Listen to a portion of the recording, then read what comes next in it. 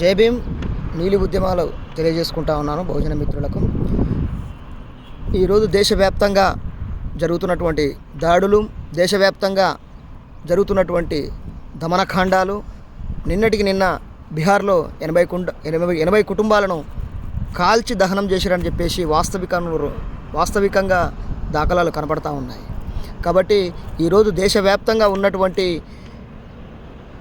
రాజకీయ నాయకులు, బీసీలలో గెలిచినటువంటి వాళ్ళు, ఎస్సీలలో గెలిచినటువంటి వాళ్ళు, ఎస్టీలలో గెలిచినటువంటి వాళ్ళు, మైనార్టీలలో గెలిచినటువంటి వాళ్ళు, ఎమ్మెల్యేలు కూడా ఈరోజు ఏ ఒక్కరు కూడా దళితులపైన కానీ సంబంధ కులాల నుంచి పేదరికం నుంచి అనుభవిస్తున్నటువంటి వ్యక్తులు ఎవరున్నా సరే వాళ్ళపై ఎవరు కూడా స్పందించడం లేదని చెప్పేసి కళ్ళ ముందల చరిత్ర చెప్తా ఉంది.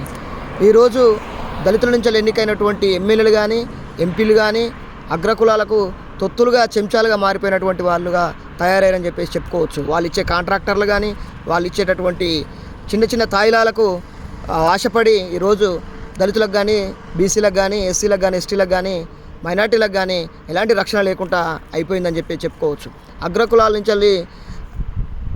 అగ్రకులాలకు తొత్తులుగా ఉన్నటువంటి ఎంపీలు, ఎమ్మెల్యేలు, వాళ్ళతో పాటు వీళ్ళు కూడా దోపిడీలుగా తయారని చెప్పేసి చెప్పుకోవచ్చు. దళిత ఎంపీలు కానీ, ఎమ్మెల్యేలు కానీ దళితులకు గెలిచినటువంటి వాళ్ళు ఏ ఒక్కరు కూడా దళితులకు ఏ విధమైన ప్రయోజనం లేకుండా పోయింది.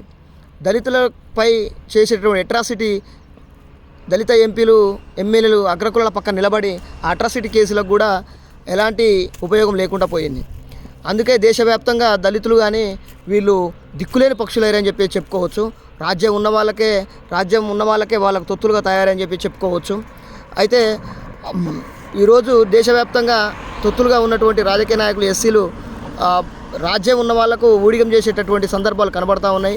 స్వతంత్ర ఫలాలు ఈ దేశంలో దేశ ప్రజలకు ఇప్పటి వరకు కూడా అందలేదని చెప్పి చెప్పుకోవచ్చు. పేదలుగా మరింత పేదలుగా తయారయ్యారు ఈ దేశంలో. ధనవంతులు మరింత ధనవంతులుగా రూపొందుతున్నారు ఈ క్రమంలో. కాబట్టి మనం పూర్తి స్థాయిలో గమనించవలసిందిగా కోరుతా ఉన్నాము. నిమ్న కులాల విషయానికి వస్తే ఈ సమస్యను 2 కోణాల నుంచి దృష్టి సారించవచ్చు. ఒక దృష్టికోణం నుంచి స్త్రీ ఇంకా ఘోరమైన స్థితిలో గురవుతూ ఉంది. మరొక కోణం నుంచి చూస్తే కొంత వాస్తవికంగా కూడా ఉందని చెప్పుకోవచ్చు. కాబట్టి ఈ దేశంలో బహుజన్ సమాజ్ పార్టీ అనేది పూర్తి స్థాయిలో బీసీ, ఎస్సీ, ఎస్టీ, మైనార్టీలకు అండగా ఉంటుంది. చట్టసభలకు కూడా పంపేది బహుజన్ సమాజ్ పార్టీ అని చెప్పేసి చెప్పుకోవచ్చు. ఈరోజు ప్రతి ఒక్క అన్యాయం మీద, అక్రమాల మీద, దమనకాండాల మీద దేశవ్యాప్తంగా బెహెన్జీ మాయావతి గారు మాత్రమే ఈనాడు స్పందించడం జరుగుతూ ఉంది. దేశానికి రక్షణగా, భారత రాజ్యాంగానికి రక్షణగా కేవలం బహుజన్ సమాజ్ పార్టీ అక్క మాయావతి గారే ఉన్నారని చెప్పేసి ముక్త కంఠంతో చెప్పదలుచుకున్నా ఉన్నాను. జై భీమ్, జై భారత్, జై బీఎస్పీ.